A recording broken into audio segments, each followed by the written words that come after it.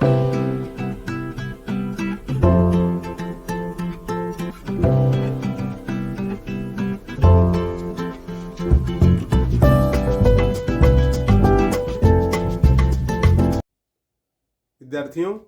कक्षा 9वीं के विषय भूमिति में आपका हार्दिक स्वागत। आज हम ज्योमेट्री का नया लेसन स्टार्ट कर रहे हैं जिसका नाम है वृत्त या सर्कल। आइए देखते हैं इसमें कौन कौन से पॉइंट्स हैं जो आपको समझना जरूरी है। तो आप देखोगे कि जो फर्स्ट पॉइंट है विद्यार्थियों वो है वृत्त। जैसे कि लेसन का जो नाम है वो ही दिया हुआ है, वृत्त या सर्कल। तो सबसे पहले हम समझेंगे कि वृत्त क्या होता है और किसे हम वृत्त कहते हैं। इसके बाद का जो पॉइंट है वो है केंद्र। केंद्र क्या होता है और जैसे इसे सेंटर भी कहा गया है। इसके बाद में त्रिज्या, व्यास, जीवा, परिधि, स्पर्श रेखा अर्थात centre, radius, diameter, chord, circumference of a circle and tangent. These are the points जिसको आपको समझना है कि सर्कल के अंदर सर्कल क्या होता है और ये पॉइंट सर्कल में कहां पर होते हैं, इनके क्या सूत्र हैं या इसके क्या मायने हैं। तो आइए देखते हैं सर्वप्रथम वृत्त क्या है। तो विद्यार्थियों देखिए, ऐसा कहा गया है कि ये जो आप व्हाइट बोर्ड देख रहे हो, अगर इसे हम प्लेन मान लें, एक प्रतल, तो इस प्रतल में एक फिक्स पॉइंट से, एक निश्चित बिंदु से समान दूरी पर जो डिस्टेंस है वो सेम होना चाहिए। समदूरस्थ या समान दूरी पर स्थित बिंदुओं के समुच्चय को हम वृत्त कहते हैं। आई रिपीट वंस अगेन कि विद्यार्थियों, जैसे इसमें दिया हुआ है कि मान लीजिए हमने मान लिया कि एक निश्चित बिंदु है, इस निश्चित बिंदु से समान दूरी पर ये जो डिस्टेंस है वो सेम होना चाहिए। समान दूरी पर स्थित ये जो पॉइंट्स हैं, सेट ऑफ पॉइंट्स, बिंदुओं के समुच्चय को ही हम वृत्त कहते हैं, means circle. I hope students आपको समझ में आया है। एक बार फिर से मैं रिपीट कर दूं कि दिए गए प्रतल में निश्चित बिंदु से समान दूरी पर, मतलब ये जो डिस्टेंस है वो सेम होना चाहिए। चाहे हम इधर लें, इधर लें, इधर लें, इधर लें, ऐसे असंख्य हम डिस्टेंस ले सकते हैं। तो यहां पर निश्चित बिंदु से समान दूरी पर स्थित बिंदुओं के समुच्चय को ही हम वृत्त कहते हैं। अब ये जो सेंटर, इसे हम सेंटर भी कहते हैं। तो यहां निश्चित बिंदु से समान दूरी पर अगर बिंदु स्थित हैं, वह सर्कल कहलाएगा या वृत्त कहलाता है। आई होप आपको समझ में आ गया कि वृत्त क्या है। अगला पॉइंट हम देखते हैं, सेंटर। तो विद्यार्थियों, जैसे कि इसमें कहा गया है, ये जो सेंटर है अर्थात इस निश्चित बिंदु से ही हम वृत्त की रचना कर पाते हैं और यह वृत्त के मध्य में होता है, इसलिए ही इसे केंद्र कहा गया है। तो आइए इसको हम, अगर इस तरह से बिंदुओं को हम मिला देते हैं तो यह हमारा वृत्त बन जाता है। ठीक है, इस वृत्त के अंदर ये जो भाग दिख रहा है आपको, केंद्र और वृत्त पर स्थित कोई पॉइंट्स, सपोज बिंदु P है, तो ये केंद्र से और वृत्त पर स्थित बिंदु को मिलाने वाला जो रेखाखंड है उसे ही विद्यार्थियों हम कहते हैं त्रिज्या, या इसे रेडियस भी कहते हैं। R से यह दर्शाया जाता है। ये जो भाग दिख रहा है विद्यार्थियों, जो निश्चित बिंदु है, इसे ही केंद्र कहा जाता है, केंद्र या सेंटर। मैंने बताया कि इसका काम क्या है। तो यह निश्चित बिंदु है, इसी पर से हम यह वृत्त की रचना करते हैं। यह वृत्त के मध्य भाग में स्थित होता है। अब आप देखोगे व्यास। विद्यार्थियों, यदि ये जो रेख OP है या रेखाखंड OP है, इसे ही हम अगर इस प्रकार से दूसरा खींच दें यहाँ पर, तो ये भी त्रिज्या, सपोज OM है, ये भी त्रिज्या है, लेकिन OM के सामने ही यहाँ पर हमने यदि N खींच दिया, तो ये जो MON एक रेखा में है, M-O-N, तो आप देख रहे हो कि एक रेखा में है, तो यह एक रेखा में है, इसे ही हम व्यास कहते हैं। विद्यार्थियों, जैसे कि आप जानते हो कि केंद्र और वृत्त पर स्थित कोई बिंदु को मिलाने वाला जो रेखाखंड है वही त्रिज्या कहलाता है। त्रिज्या को हम r से दर्शाते हैं। केंद्र और वृत्त पर स्थित जो दूसरा बिंदु है यह भी एक तरह से त्रिज्या ही है। तो यहां पर आप देखोगे ये जो mn को हम यहां पर व्यास कहेंगे। अब mn को हम व्यास यहां पर क्यों कहेंगे? क्योंकि कहा गया है कि व्यास त्रिज्या की दुगनी होती है। m से लेके n को जो जोड़ने वाला रेखाखंड है यह व्यास कहलाता है, क्योंकि यह रेखाखंड केंद्र से होकर के जाता है। यदि यह केंद्र से होकर के नहीं जाएगा तो उसे हम जीवा कहेंगे। जैसे मान लीजिए m है और यहां से ही m से मैंने एक रेख यहां पर खींच लिया, सपोज इसका नाम दे दिया मैंने r, mr। तो mr जो है ये जो रेख होगा इसे हम जीवा कहेंगे। ओके, ये जीवा है। यहां से mn भी जीवा है, लेकिन चूंकि यह केंद्र से होके जा रहा है इसलिए इसको हम व्यास कहते हैं, और व्यास त्रिज्या की दुगनी होती है। यदि व्यास हम निकालते हैं तो यह त्रिज्या की दुगनी मीन्स 2r हो जाता है।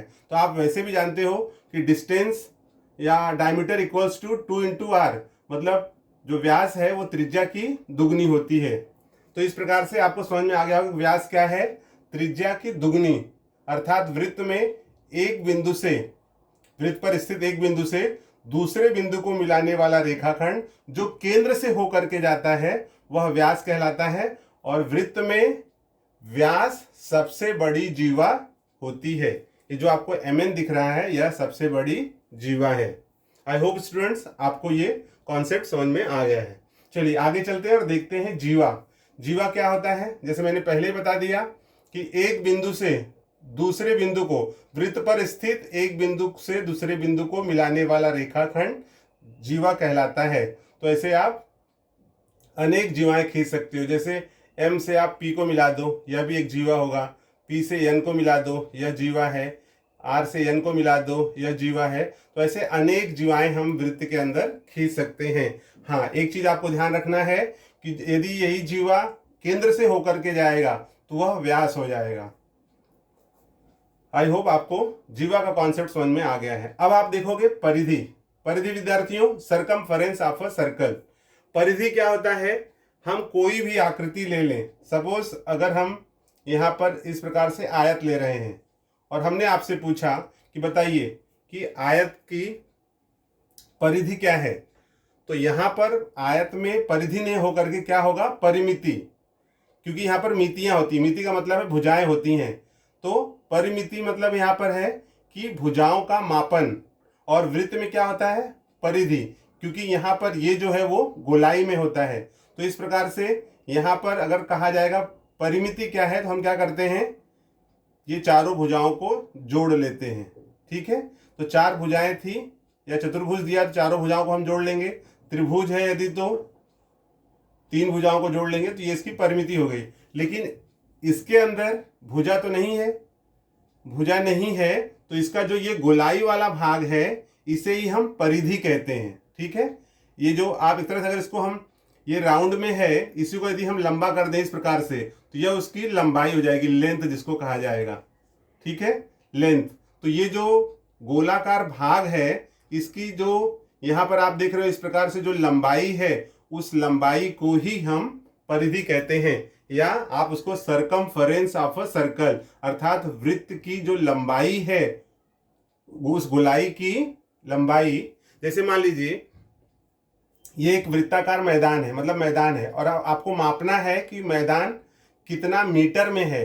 तो हम एक कोने पर रस्सी लगाएंगे और उसको धीरे धीरे यहाँ पर गोलाई भाग में इसको माप लेंगे, और बाद में फिर उसको सीधा करके देख लेंगे कि उसका लेंथ कितना आ रहा है। तो इस प्रकार से आप इसकी परिधि को आप माप सकते हो।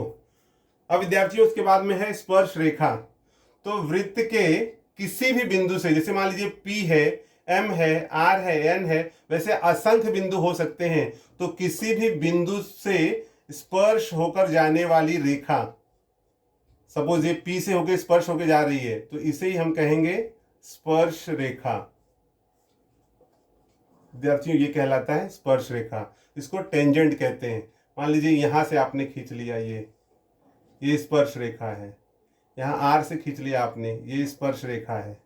तो इस प्रकार से विद्यार्थियों हम स्पर्श रेखा इसके अंदर दर्शा सकते हैं। ऐसे ही वृत्त का क्षेत्रफल होता है। जैसे यहाँ पर है तो ये जो भाग है ये इसका क्षेत्रफल का भाग है।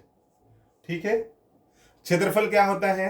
तो कोई भी जो आकृति है वह जितना जगह घेरती है, जैसे मान लीजिए वृत्ताकार भाग है, सॉरी यहाँ पर ये आयताकार भाग है, तो आयत के हिसाब से यह क्षेत्रफल घेरेगा, तो इस भाग को हम यहाँ पर क्षेत्रफल कहेंगे। ये त्रिभुज के आकार का है तो ये इतना भाग क्षेत्रफल मतलब इतना जगह घेरेगा, इसको हम ये भाग को क्षेत्रफल कहेंगे। ये वृत्त के आकार का है तो इतना भाग क्षेत्रफल लेगा, तो इसे ही हम क्षेत्रफल कहते हैं। मतलब जो अगर साधारण तौर पर कहा जाए कि कोई भी आकृति जितना जगह घेरती है उस घेरे गए जगह को ही हम क्षेत्रफल कहते हैं, वैसे ही वृत्त में भी क्षेत्रफल होता है।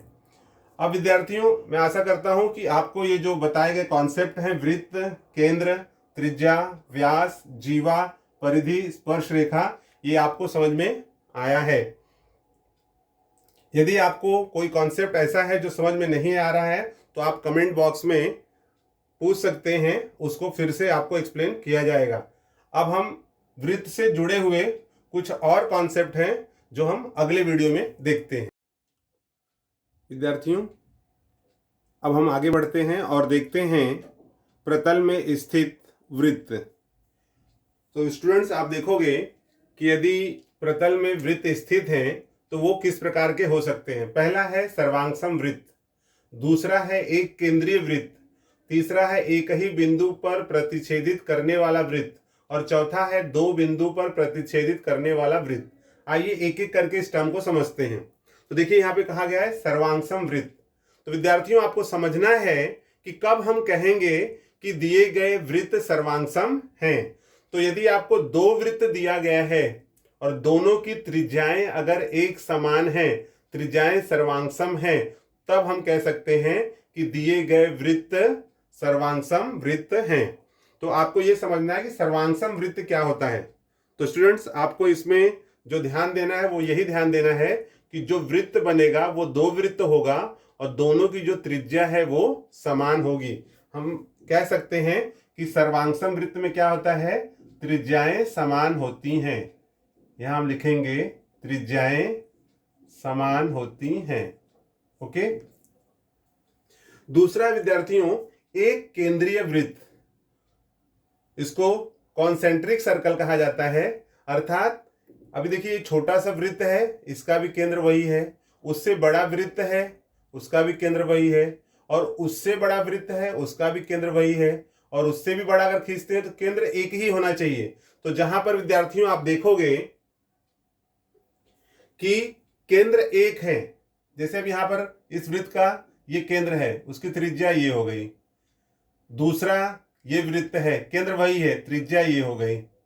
तीसरा वृत्त ये है, केंद्र वही है, त्रिज्या ये हो गया। ऐसे ही अगर हम एक चौथा भी खींचते हैं, पांचवा खींचते हैं, छठवां खींचते हैं, तो केंद्र एक ही है लेकिन यहाँ पर जो त्रिज्याएं हैं वो अलग अलग। तो यहाँ विद्यार्थियों कह सकते हैं कि केंद्र एक, त्रिज्याएं अलग।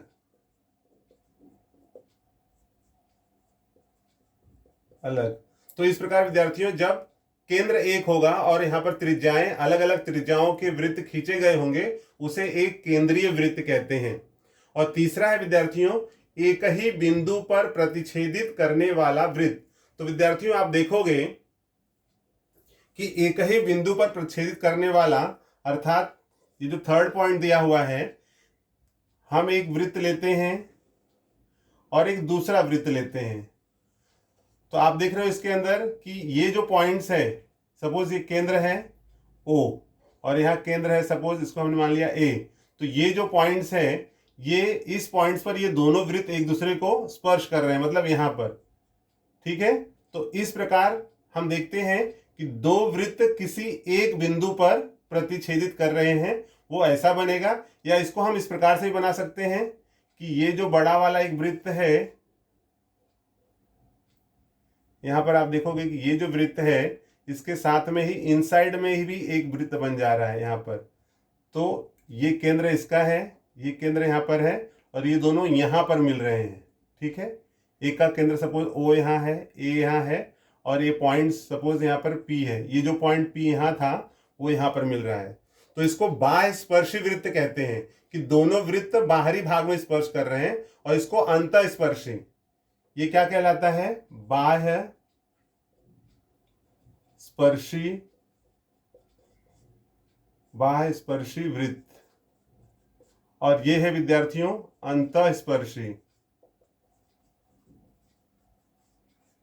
अंतःस्पर्शी वृत्त।